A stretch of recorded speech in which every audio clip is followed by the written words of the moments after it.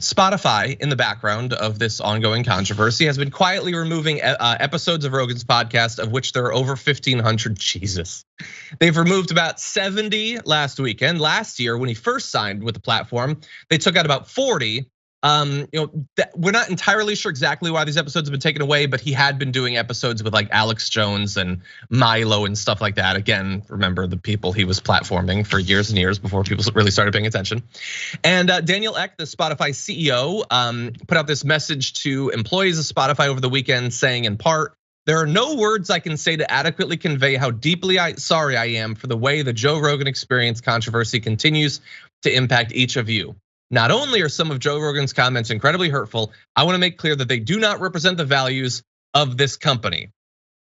But what are the values of the company? Because he goes on to say, "While I strongly condemn what Joe has said, and I agree with his decision to remove past episodes from our platform, I realize some will want more. And I want to make one point very clear. I do not believe that silencing Joe is the answer. We should have clear lines around content and take action when they are crossed, but canceling voices is a slippery slope that I believe might result in us losing money." Again, I'm not calling for him to be canceled, but I don't think he's keeping him on the platform out of a deep and abiding passion for free speech and slippery slopes. Anyway, Adrienne, what do you think? I hate this terminology, this whole canceling, this whole thought of free speech. None of those things are in any way relevant here. Free speech, that's about governmental intrusion. That has nothing to do with anything here. And then on top of that, this whole canceling thought is, come on, have you seen white males be canceled?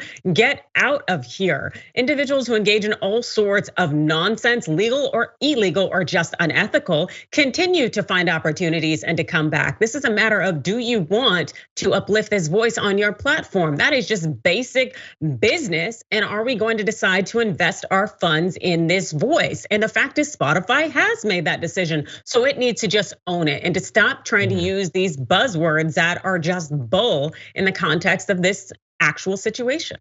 Yeah, and I agree with literally every single thing that you just said. It is about the buzzwords, and it's about it is the shadow political bias to the words that we use, the baked in political narrative that we don't acknowledge. That when you criticize, like I'm not, again, I will say this for the millionth time, I'm not asking for him to be removed from the platform. But let's say that you're a person who is. That is canceling voices that might be a slippery slope. Okay, so the right and Joe Rogan defenders are against this. Why are you bringing up things he said? Why are you criticizing him? Which might lead you to believe that they hold a value that, okay, these shows aren't for you. Well, there are shows that are not for me. Just, let it be. So what, they don't criticize shows that they don't like? They don't disagree with people who make political statements? They don't go back and mine things that people have said? Don't simply accept these narratives that are clearly not true. The right criticizes, I'm not even saying they necessarily criticize left voices in mainstream media because they largely don't exist. They criticize CNN and MSNBC constantly. They attack the things that they say constantly. They mock them constantly. Why is it okay for the right to do that? But when the left or the center or whatever does it, it's cancel culture, it's silencing voices. Don't accept these politically biased terminologies, okay? Because they have a reason for doing this. It is to allow them to continue to do what they want while shutting down, again, your free speech, which includes the ability to criticize millionaire podcast hosts. There's one or two more points that are gonna frustrate Sophie because she wants us to move on. I'm curious for your quick reaction to this. Spotify says it's gonna invest $100 million towards content from historically marginalized groups after criticism of Joe Rogan's podcast.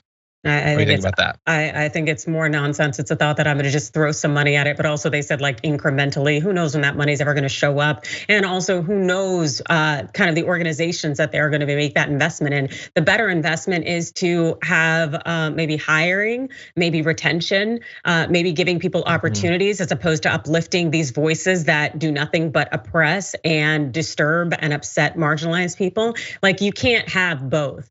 And essentially say, yeah, we might burn a few crosses on a few lawns, but hey, at least we go, volunteer at the rec center the next morning. Get out of here. Like you can't do both. And that's true. Like I wonder if they chose the number on purpose, because wasn't that the same as his signing bonus? It's like, so we get Joe Rogan, we'll get this. We'll give you one Joe Rogan worth. I don't know.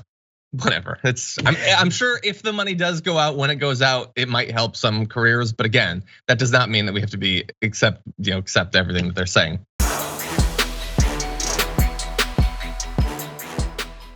For more political news breakdowns, interviews, stories of activism, and me trying my hardest to care about the occasional big celebrity news story, subscribe to our YouTube channel at youtube.com/thedamagereport. And you can ring the bell wherever it is so you don't miss anything.